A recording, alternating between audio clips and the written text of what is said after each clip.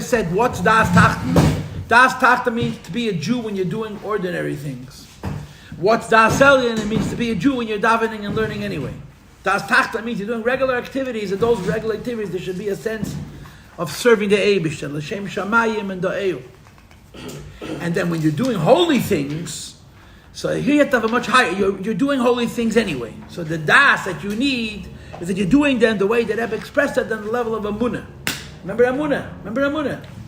What do we learn about Amunah? What's the quotable quote about Amunah? Somebody know? Yeah. Tell me, please. I know that. What's the quotable quote about Amunah? If you were not in the middle of the smicha test, you would know. I know that already. I know. I'm second fiddle. I'm the ninth fiddle. Most important thing is smicha. Next important thing is, I don't know what else. But at the bottom of the list is, I come to Chassidus. It cost me money not to, so I show up and I read Stephen King. Anybody? Or I dream. But I'm here. Next level. Right, but there's two sides. What's the cliche line about Amunah? It's a connection that's beyond, that skips logic. But the cliche line is, questions don't make it weaker and answers don't make it stronger. The Rebbe says those words. Hakusha eine geremes chalishus, v'araya eine mesifa chizuk. If you look on page Chav Gimel, that's 9 lines from the bottom of the page. It's really worth remembering this. The true definition of Amunah is Hakusha. You see the words? Hakusha eine geremes chalishus. A question doesn't make the Amunah weaker. V'araya eine mesifa chizuk. And the proof does not make the Amunah stronger because it's a neshama connection. So when a Yid is davening and learning, the Das Elyon that he's supposed to have in his davening is that his connection to the Eibush is in such a madrege that logic is not a part of the relationship. And the Rebbe finishes with the same thing he's been saying all Maimer. What's he been saying all Maimer? You need to have a Rebbe. Right? The Rebbe became a Rebbe Yitzhak, correct? What was the first Maimer? Basi Lagani. Basi Lagani is about the 7th generation. What was the second Maimer? Yeshevis Baganim. What was the third Maimer? This one. What was the fourth Maimer? Kisiyas Yisrael B'nai Yisrael, which I taught last year. What are these two Maimarim talk about? What does Ve'elah Mishpatim talk about? What does Kisiyas talk about? Rebbe. They have no breath left. Over and over again. Rebbe. The role of a Rebbe. Misha Rabbeinu. Put him, the Rebbe already spoke very different in Yonim. But after the first Maimer, Basi Lagani, and Yeshavat Bagani is really a part of that first Maimer, the next two Maimarim speak about the role of Misha Rabbeinu. Kisiyas Reish B'nai Yisrael B'Meisha Rabbeinu, and Ve'elah Mishpatim Six B'Meisha Rabbeinu. Ve'elah Mishpatim is first. So the Rebbe says, Zokte, V'amshochas Madrege Zu Yedei Meisha Rabbeinu. How many lines from the bottom? 8. Please look inside. Page Chav Gimel. V'amshochas Madrege Zu, bringing down this level, is through Meisha Rabbeinu. Because Meisha Rabbeinu is the entity that gives us this emunah, this das. Why? Hello? Why? Because we negotiated our way out of it. It used to be, that every Jew was a Navi. How long did that last? 6 months. A couple of minutes. I said, how long did I say minutes? First 5? No, first 10, then now 10. Let's say 10. How much time does it say for the Eibush to say Aseres Adibris? There's so many opinions about this, you have no idea. There's so many days. With the resurrection. Yeah, it doesn't take a lot of time. Yeah. As soon as the Aseres Adibris were over, the Yidden chickened out of Emunah, and they told Meisha Rabbeinu, you beat enough, we're going back to being shlubs. So now it became Meisha Rabbeinu's job to give us what we're not going to get from the Eibush directly. And that's the taich. It's become the task of Moshe Rabbeinu to give us emunah. I got a question. Look inside. Sha'amru Yisrael. Look inside. The Yidden said, Daber ata imanu v'nishma. You speak to us. You meaning Moshe Rabbeinu speaks to us. V'nishma will listen. And we don't want to be prophets anymore. We don't want to die in case we're going to die. And of course, we're still close enough to put him. To think about Purim. So what do we know about Purim? What do we know about Purim? The Rabban Abzeda sat down to a Sudas Purim like two Chassidish Yidden. And they drank wine. And they were Eisik Eptimis Atera, like it says in Kisvei Arizal, says in Kabbalah, says in Shalom, and others Sfarim, that when they were drinking this wine, they were Begala Seidis Atera. Until Kom Rabbi v'shachta Rab Zeda. Rabbi stood up on a higher madrege. You know what Rabbi means? The great rabbi. You know what Rab Zeda means? The little rabbi. Zeir means little. So Rabbi and Rab Zeda were big and little. So Rabbi drank, and he became in a madrege of big, and he shachta Rab Zeda. Shachta, it means literally he slaughtered him, right? But shachta, the Gemara says, Ein v'shachat alo mashach. This is the sikha that the Rebbe said 40 years ago. That shchita means to lift up to higher madrege. He lifted him up to higher madrege, but the result of lifting him up to higher madrege was that his neshama left his guf. So Rabbi wakes up the next day after this Adal Ayada stupor, and I'm sure Rabbi did it in an Eifan Hayesen Naila. Rabbi didn't lay on the ground shikir. He was Rabbi. And he sees that Rab Zeda is nebach nita bar minon. So v'achye, he did chesed mesim, no problem. Yesterday we said l'chaim. We achieved a hamshachei, ein v'shachat alo mashach. He raises them up to higher madrege. Rab Zeda's neshama leaves the goof, and it comes the next Purim. He says, Rabbi, remember last year? Wasn't it great? Wasn't it great? Let's do it again. We'll speak Seder Sateda, and then the neshama will go out of the goof. We'll do it all over again. And Rab Zeda says, no, once was enough. Rabbi says, you're going to pass up such an opportunity. It's very similar to Moshe Rabbeinu's disappointment, you know. When the Yidden told Moshe Rabbeinu these words, you speak, we don't want to speak to the Eibishter because we don't want to die. Moshe was so disappointed. You don't want to speak to the Eibishter? What did they answer? We're afraid we're going to die. So? It's not worth it. You become a Novi, you speak to the Eibush, upon him, it's not worth it. And the Yidden said, nope. And Moshe was so disappointed. And the lack of priority. Imagine a person says, I want to live rather than be a prophet. That what a priority is that? So the Rebbe, so the Gemara, Masechta Megillah, is the same story. That Rab Zeda passed away from the Ein V'shachat Alo Mashach, from B'thuma B'yayin. And Rabbi was Mechayim Mesim. He brought him back to life, and he says, let's do it again. And Rab Zeda says, what happens if this time I get stuck up there and don't come back down? So what does Rabbi say to Rab Zeda? First of all, I'll take care of that. I'll bring you back down. Second of all, it's worth it. Another one Avi who passed away, Elias and Hashem, think it's worth it. And Rab Zeda says, now I'll stay here for a while longer. And the expression that he uses in the Gemara, not every day does a miracle happen. And I could just imagine Rabbi Ben Nachmani was his Rebbe. Was so disappointed. Really? For such a technicality, you're going to pass up on Adal. For such a technicality of the possibility of Hepech HaChaim, you're going to pass up the opportunity for Adal Yada. You're going to pass up the opportunity to go into Seder Satera and experience the kind of aliyah that none of you had. Priority. Where are your priorities? Verstehst? Shalachayda, the Rebbe says the same kasha over here. The whole reason Moshe Rabbeinu was giving das is because the Yidden chickened out. The mizeh mashma, which proves, listen carefully, shahadibur de meisho yerida, that when Moshe Rabbeinu was given the task of speaking to us instead of Hashem speaking to us. In other words, we're no longer going to be Nevi'im, we're speaking to Eibusha directly. We're going to be Jlobis. Moshe Rabbeinu is going to be the Navi, and Moshe is going to speak to us on the Eibusha's behalf. That's a yerida l'gabe divrei Hashem. It was so much better when every Yid was a Navi. The Yidden gave up the opportunity of being Nevi'im, Kol Amavai Nevi'im. Why? A technicality. What was the technicality? We may die.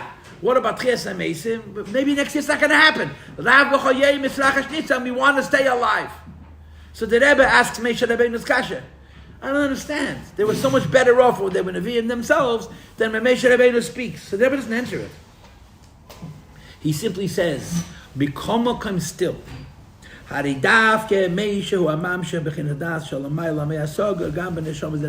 it's true. It may be true that Yidden were better off when they were Nevi'im. Yidden were better off when they spoke to the Eibusha directly, and they ran the risk of losing their lives because Nevuah was way beyond their madrege. And as Alfred brings Tanya Perek Lamed Dalet, which happens to be the chitas of Erev Purim and Purim. You know what? What's the chitas of Perek Lamed Dalet? Huh? What was chitas of Purim? Tanya. Huh? Chapter 34. What does chapter 34 speak about? It speaks about Nevuah. That Moshe Rabbeinu was an Avi, and the Avis were Nevi'im, and there were many Nevi'im after them. And by Har Sinai, when Yidden became Nevi'im, Parcha Nishmosim. So you see that Tanya is connected with this Gemara about Rabbi and Rab Zeda. Rabbi and Rab Zeda studied Seder Satera. Rab Zeda's neshama floated away, and Rabbi brought him back, and it comes the next year. Rab Zeda says, no, you do this yourself. I'm staying here. Just like Yidden and Moshe Rabbeinu. By Aseres Adibis, Yidden and Moshe Rabbeinu all became Nevi'im. The Yiddish neshamas floated away. And after Aseres Adibis, the Yidden told Moshe, it's enough. You do it. And Moshe was disappointed. And Rabbi was disappointed. So the Rebbe says in the Maimon, maybe it's true. Maybe it is a disappointment. But that's the way the game is played. The way it is now, there's a Moshe Rabbeinu. He feels the Eibishter intimately because he's the Madreg of Nevuah. He knows the Eibishter bepnimiyah, lifneihem. And he gives us das.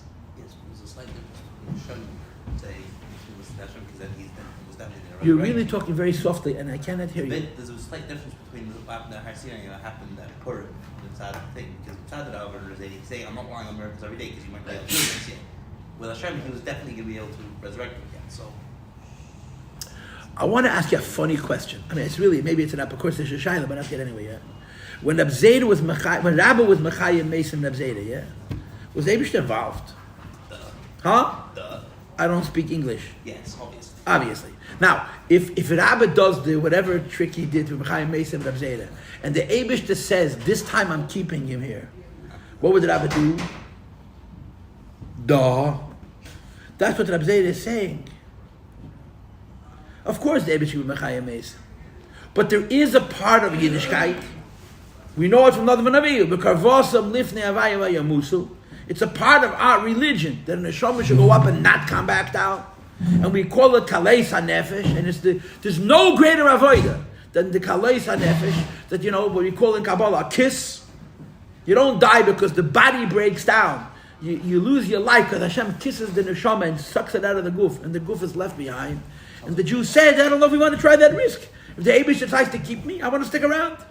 Now, he can do whatever he wants. But when I start playing these mystical games and I start going to lofty levels, maybe Davish is going to say, I like this Jew, I'm going to keep him. So they said, we don't want to take that risk. I was saying the same thing. Exactly the same thing. I want to tell you the story. As you're talking to me, I'm remembering the story. I don't have time to hold the whole Maisa because the clock has no heart. But there's a story with the Rebbe where a guy, Levi, who became extremely successful, came to see the Rebbe in 1975, I think. And he had lost his arm in the battle during the Yom Kippur War. 20 Chevre, 20 gay boys, held back the entire Egyptian Second Army with Nisim glue. And one of them was killed. One. The one who was killed was a frum boy.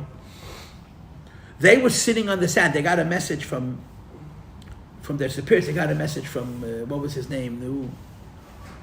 Come on.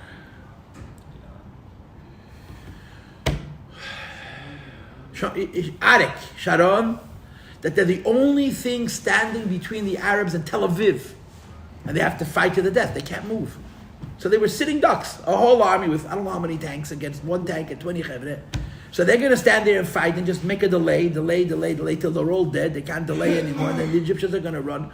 Hopefully by this time the Israelis will be able to mobilize something, yes? So this Israeli, this from guy, says, listen, let's fight like Jews. Let's die like Jews. They're killing us because we're Jews. And he was mo'oida by them a readiness of a Sidus Nefesh.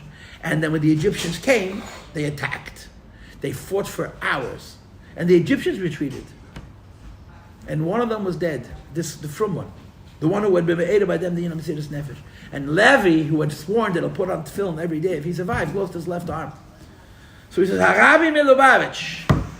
Lubavitch Rebbe, can you explain to me that the one who rallied us for tshuva lost his life, and I who swore to put on tefillin don't have an arm to put the tefillin on? So the way I heard the story, the Rebbe thought for a moment, says, yeah, I'll tell you.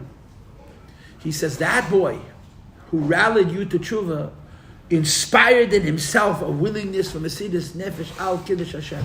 Inspired in himself a willingness for Mesidus Nefesh al Kiddush Hashem. And the Rebbe decided to take the Eibishter, I said that wrong. The Eibishter decided to take his korban. The Rebbe told him that. But they put the story on Gem, you could see they edited those words out. You could see that they clipped it.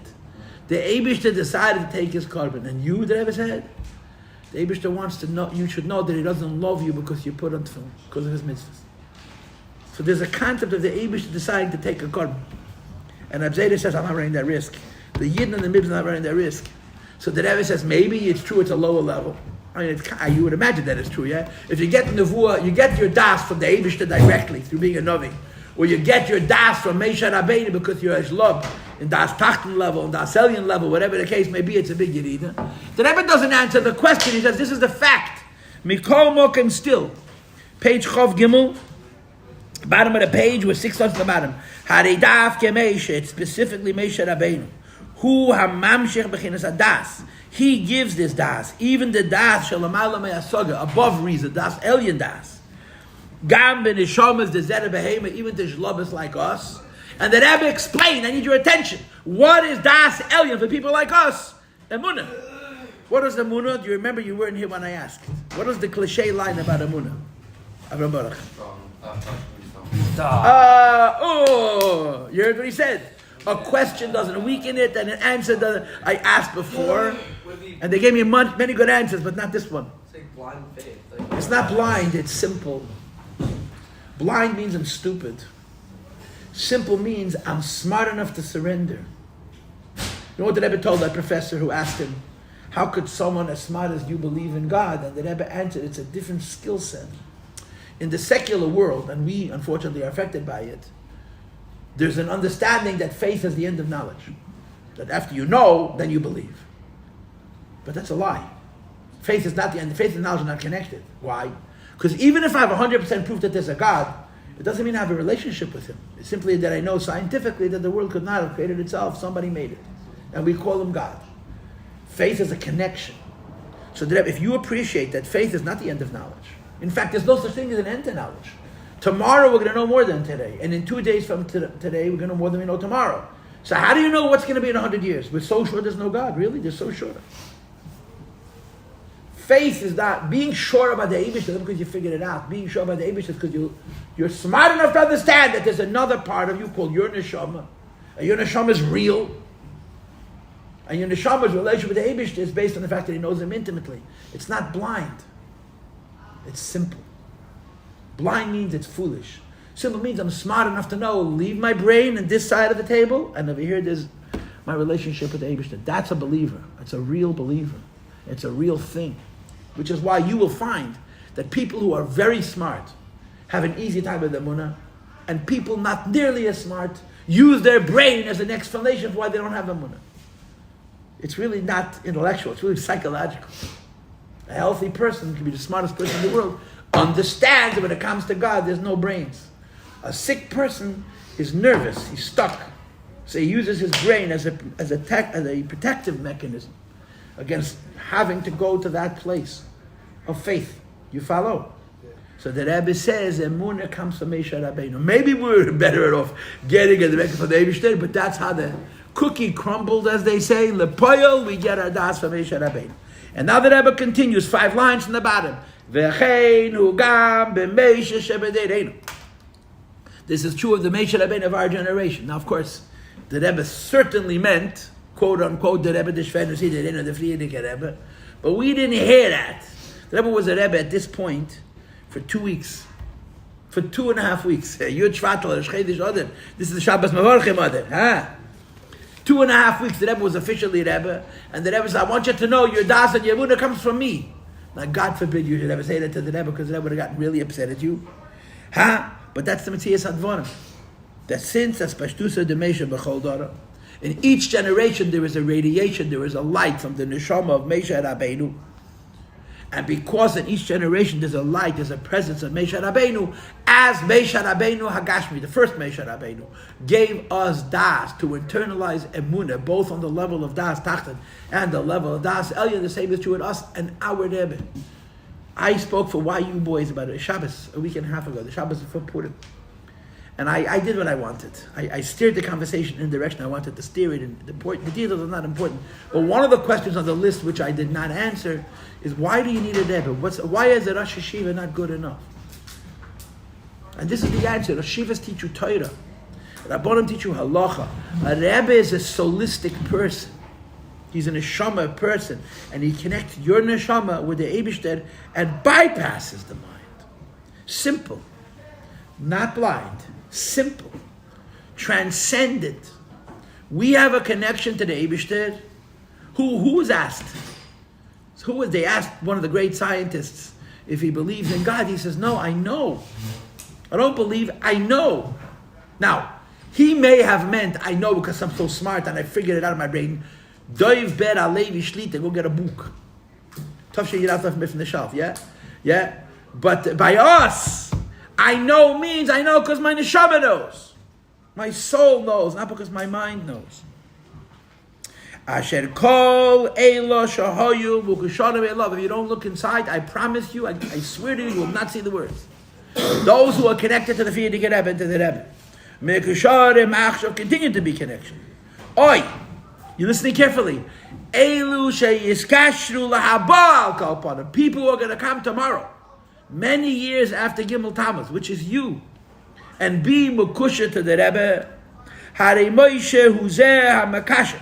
It's the same Rebbe. It's the same Nasi Yisrael, the same Moshe Rabbeinu. It's makasha that ties. As bechinas etzem haneshama shalahem, the pinteliyid of each one of us. Bechinas hayechida shalahem, their yechida be yechida shalai, with the yechida of the Rebbe. What is the logic here? The logic here is that all neshamas are connected. You know the story. There's two places in Tanya where the Rebbe talks about neshamas, and you should know the Misnagdim use this as an argument to say the even hepecha achtus. But the Rebbe says, "Kol zebel kutetere ma'arizal." The Rebbe brings the Farizal. So the Alter Rebbe writes against the Kedusha Chafei, "Lo yaleinu tlunei seichem til makis Farizal." You have a problem with what we're teaching? Don't come to me. Go to the Arizal. You say this is hepecha achtus. The Arizal said it. What did the Arizal say? There's two sugyas, chapter 2 and chapter 32. What is the issue in the Tanya Pei Beis? That there's many neshamas. There's many souls. All of those souls come from the same place. What is that place? The place is Adam Rishon. Adam Rishon, Adam Kadma is the neshama klolus, is the general soul of all general souls. In the soul of Adam Rishon, of every single neshama that would ever exist, like it says in Kisvei Adizah, it's written Derech Mitzecha in Avos Yisrael and Tzemach Tzedek. Part of the neshamas are hanging from his head. Part of the neshama is hanging from his arm. Part of the neshama is hanging from his eye. Every neshama is connected to a different part of the neshama of Adam Rishon, and it comes down into details over time. So the Alter Rebbe says in chapter 32 that what separates one yid from a second yid is his guf. What separates one Jew from another Jew is his body. Which is why, on the level of the body, it's impossible to have to love a fellow like you love yourself. It's impossible to love another Jew exactly as you love yourself on the body level, because Adam Karev Eitz Al Atzmei. A person likes himself more than the rest. It's a biological, it's a scientific, it's a natural phenomenon.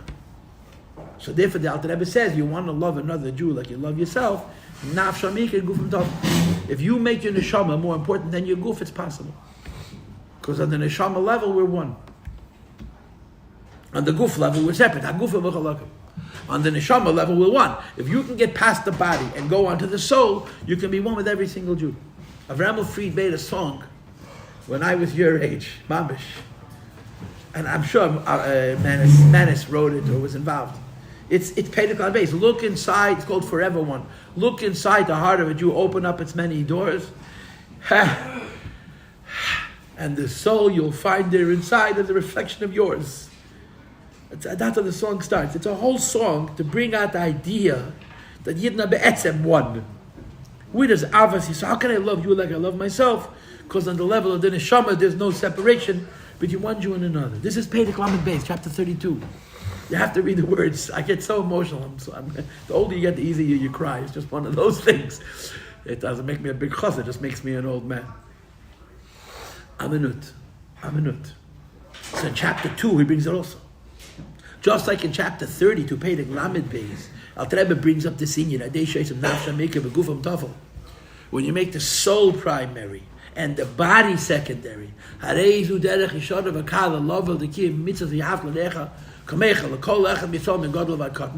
level of the neshama, you can love every single Jew exactly like you love yourself. But, he doesn't talk about the difference between one Jew and another. I need your attention. In Pedek Beis, he has the same conversation. But now he gives a Machon. In chapter 2, he gives a Machon to explain this idea that all souls are connected. Good morning, Shalom Ber. Good morning, Menachem Mendel. I'm so happy to have you. Hello. In Pedek Beis, When chapter 2, when he explains the relatedness between all neshamas with one another, he adds a mashal. What is the mashal? The mashal that he adds is a fetus. Good morning, Pinchas Eliyahu. Good morning, Ezriel Yeshaya. Come sit. Take a book. I need your attention, please. What's the mashal? A fetus. How does the fetus start? One seed, one cell. It's called the zygote. That's what my smart friends told me. A single cell. And then it splits, and it splits. No, it's mitosis, not meiosis. It splits, and it splits, and it splits, and it splits. 1 becomes 2, 2 becomes 4, 4 becomes 8, it becomes 16, 32, it becomes 64. More and more and more and more. In the beginning, it's just very simple biological matter. And then it begins to diversify. Some of those cells start becoming brain. Some of those cells start becoming heart. Some of those cells start becoming eyes. Some of those cells start becoming the liver. Some of those cells start becoming the lungs.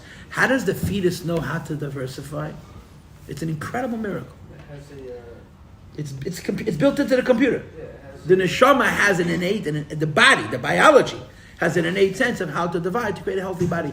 And for the most part, rubam kekulam, almost all fetuses produce a healthy child with ramach evidim shesag gidim, 2 eyes in the right places, 2 nostrils and 2 ears and 1 mouth and 1 tongue. V'chuli, v'chuli, v'chuli, everything is perfect. It works exactly. And it happens by itself, from a scientific point of view. But it starts out as a single cell. And the Rebbe says, finally, after 9 months of gestation, you're going to have biological expression from that original seed, which is going to represent the most external parts of the body: the skin, the hair, and the nails. So 1 seed, 1 point, which is the source of the brain, and of the eye cells, and the heart cells, and the lung cells that are so refined and so important. And then the cells that produce the hair and the skin and the nails from the same seed. They started out as 1, and over time they diversified. So the Rebbe says, and the nimshal for this is that all neshamas come from 1 source. But as they split, they're not all the same. Just like in the biology, they start with 1 cell, and when they split, they're not all the same.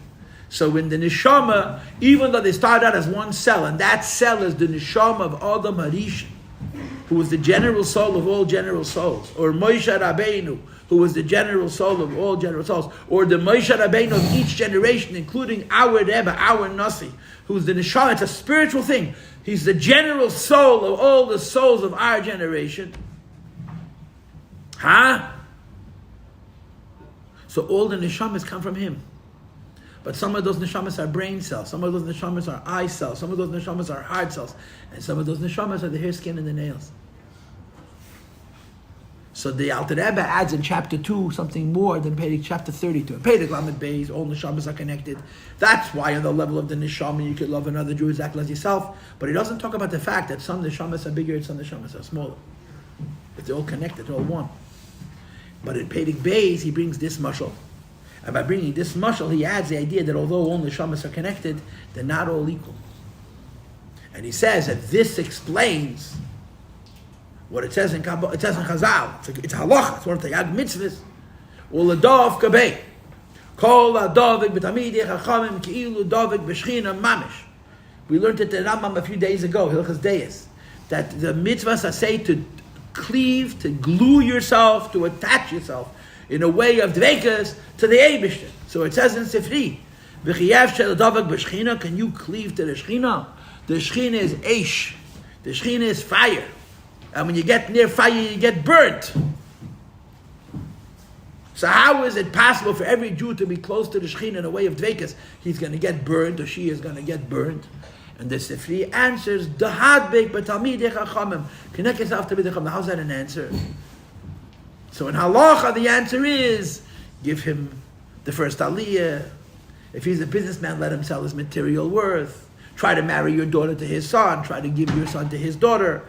Favorite Talmidei Chachamim. That's the mitzvah. Dovka v'api halacha. Says the Alter Rebbe, that's the nigla. The nigla of Oladovka Bey is to treat Talmidei Chachamim special, to honor Talmidei Chachamim. The nister is that there's an neshama connection between the Talmid Chacham. And our neshama is connected to Atzmos Amhus through the neshama of the Talmid Chacham, just like that one seed becomes many seeds. Ve'im kol zeh denu kshuru michudes b'mehusa v'atzmus harishin shu atzmos meach av. After the baby diversifies and you have such secondary things as hair and nails, shaydas v'tzipanayim, they're still connected to the very essence of the father, which is the brain. The same is true with neshamas. There are big neshamas and little neshamas, high neshamas and smaller neshamas. We're all connected to the Eibishter, to the neshama of the Nasi Adas, the Meisha Rabbeinu. Whoa! That sounds like Avodah Zarah to me. I thought we worship one God. I'm connected to the Eibishter through the Rebbe. So first of all, it's a pasuk in Chumash and Allah and Shulchan Aruch. It's one of the Tayag mitzvahs. So loyal later Zechem Kiyam Malatayda. Tayda says Ladavka Bei. And the Gemara, the Sifri asks, how can you be Davik in the Eibishter? And the Sifri answers, Had b'tamidei chachamim. So Halacha explains it practically. But Chassidus explains it pnimiously. Just like Avas Yisrael, Api Halacha means be nice to the other guy. And Avas Yisrael, Api Chassidus means love the other guy. The same is true. Uladavka Bei, Api Halacha means behave nicely towards the Talmid Chacham. Whatever the particulars that are brought for the mitzvah, Uladavka Bei, there's two mitzvahs. Uladavka Bei and Valachta B'drachav. They're very similar. You should walk in the Eibishter's ways, which also has to do with the Talmidei Chachamim, and Hadbeg, but Ladavka Bei, attached to Talmidei Chachamim. The Alter Rebbe says in Tanya, Ladavka Bei is a mystical mitzvah. You cannot attach yourself to the Eibishter, but your neshama can. And your neshama is connected to the Eibishter through the Rebbe. I thought we only have one God. So without going into the Arichas, the Nekud, the Rebbe speaks about the Nekud Siches, it's called Memutza Machaber. The Rebbe's Metzias is so bottled to the Eibush that it's not Hebech HaAchlis. The Rebbe says this in the Kutasich. The Rebbe speaks about the idea that we're all connected to Hashem through the Neshama of Meisha Rabbeinu, our Neshama Klalas. Because our Neshamas are pieces of His. Just like your hair and your skin and your nails are part of your brain. They come from the brain, which comes from the brain of your father. Similarly, our Neshamas come from the Neshama of Meisha Rabbeinu. And it's not the opposite of believing only in one God, because Meisha Rabbeinu, the Rebbe, the Nasi Adar, is completely transparent. His bittul to the Eibishter is such that he's not there, the cloud. And of course, this requires a whole explanation, which I'm not giving you, but that's what the Rebbe says. It's purely a channel. It's purely it's a channel that's so pure that as if it's not there. Correct. Let's read it again. I'm sorry. Go ahead. Does this neshama get burned differently than ours does? I'm assuming that it does or does not.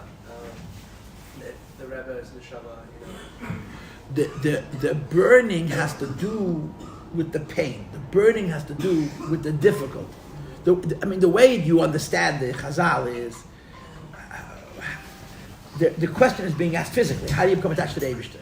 Stand near him. What is he? So oftentimes in Torah he's fire. That's how the Machon goes. That's what the question is. When you're talking about even in Halacha, even Dafka Bei in Halacha means be nice to a Talmid Chacham. The Talmid Chacham get a first aliyah. He sell his material first. Marry a daughter to a Talmid Chacham. But it's all actions. So the perspective of actions, you're not attaching yourself to Hashem, who is a fire, it would burn you. You're attaching yourself to a Talmid Chacham. But when you answer it up Chassidus, it's Chatchila, not fire. It's not fire. There's a place where we're all one, which is in the Madrega of the Neshama. Okay, look inside again. 5 lines from the bottom. The same is true of Meisha in our generation. There's Pashtusa, the Meisha B'chol daughter. Every generation has a Rebbe, Nasi Meisha Rabbeinu.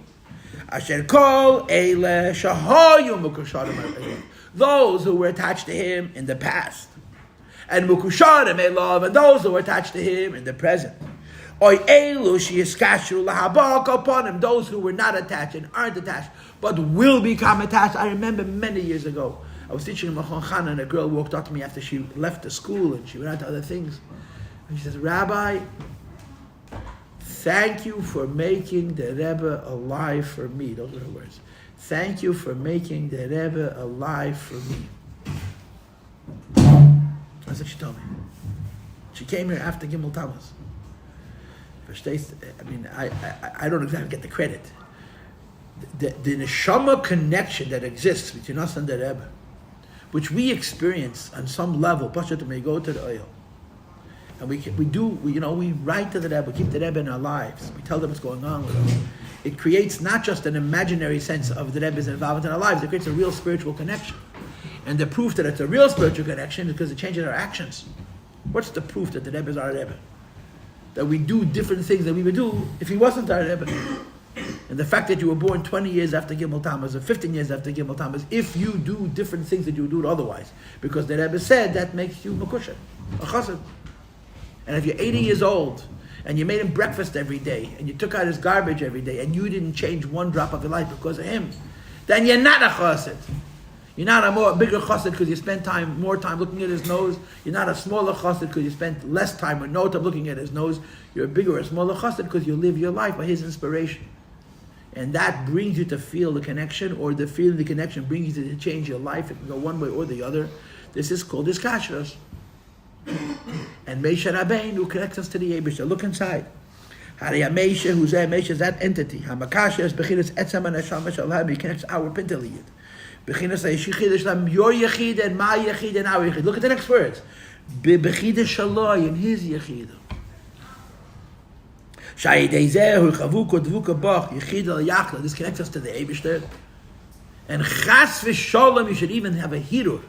This is the opposite of achdus, the opposite of oneness. Every Jew has a relation with Eibishter directly, because Moshe Rabbeinu, and it goes back to the very first Moshe Rabbeinu, that the Eibishter appointed to be a nechi eben, and the Shem lekechem b'nechem l'hagi lechem ezvar avai. It's a pasuk in Chumah. Moshe says, I stand between God and you to bring you the words of HaKadosh Baruch Hu. So on that pasuk, the question is asked: Moshe Rabbeinu stands between God and the Jewish people to bring the word of God to the Jewish people. I thought we have only one God, not two.